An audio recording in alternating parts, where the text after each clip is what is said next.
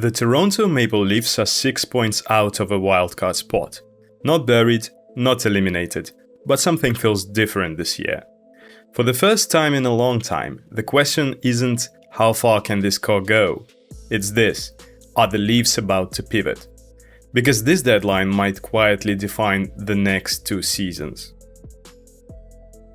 Toronto sits at 27-21-9, 7th in the Atlantic, and stuck. Austin Matthews is still in his prime, the top-end talent hasn't disappeared, but depth has eroded. Draft capital is thin, cap flexibility is limited. The Leafs aren't bad enough to bottom out, and they're not deep enough to contend.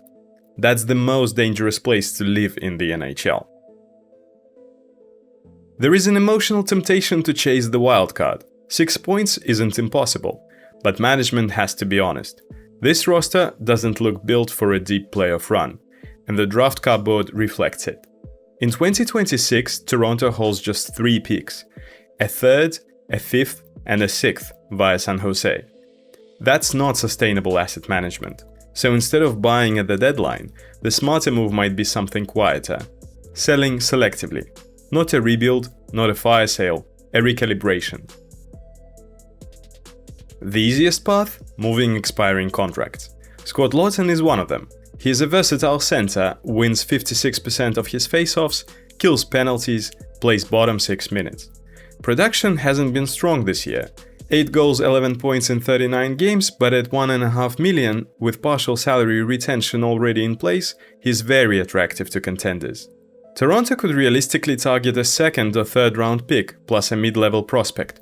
That's smart business. Bobby McMann might be the bigger chip. Physical winger, 126 hits, secondary scoring upside.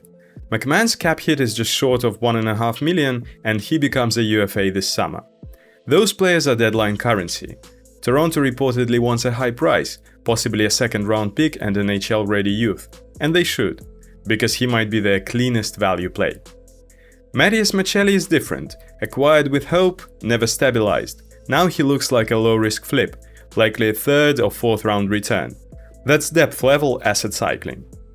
Nick Roy is the real question, under contract beyond this season, 53% on face-offs, 20 points in 54 games, playoff experience. He's not a rental, which means moving him requires a real offer. This isn't a must-sell, but it's a lever. Here is where it gets interesting. Toronto has over $5 million in cap space and 3 retention slots available. That means they can act as a broker. Take on partial salary in larger deals between contenders. Flip that space into draft capital, no roster overhaul required. Just cap management turned into currency. That's the type of quiet deadline that wins long term. This isn't about tanking, it's about acknowledging timing. The Matthews window is still open, but this version of the roster around him isn't optimized. And without picks, without flexibility, without maneuvering room, you stagnate. Selling a few expiring pieces restores optionality. 2nd to 4th round picks may not be glamorous, but they're trade ammunition. They're summer leverage. They're the difference between being reactive and being strategic. If you're expecting a dramatic Leafs deadline, you may be disappointed. This won't be a blockbuster. It will be controlled, pragmatic, asset-focused. Because the organization likely understands something now. Chasing marginal improvement in March is less important than reshaping flexibility for July. The Leafs aren't blowing it up, but they might be admitting this version isn't the answer. And that admission, more than any single trade, is what makes this deadline critical.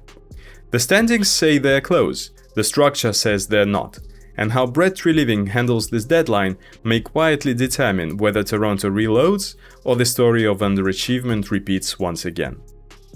If this made sense to you, you're in the right place. This is iSense.